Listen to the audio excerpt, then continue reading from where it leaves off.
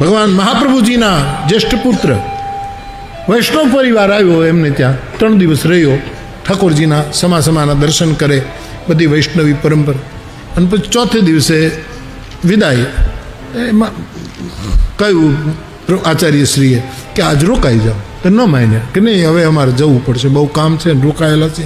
બહુ આનંદ આવ્યો, ઉત્સવ બહુ સરસ, મનોરથ પૂરો થયો, ઠાકોરજીના દર્શન સમાના બહુ સુંદર, કે રોકાઈ જાઓ.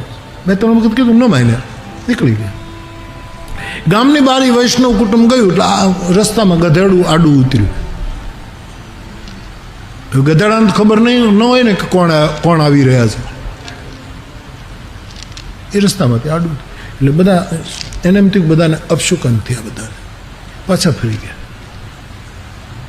આચાર્ય બેઠા હતા, પગે લાગી, કેમ કે આજ રોકાઈ જઈએ.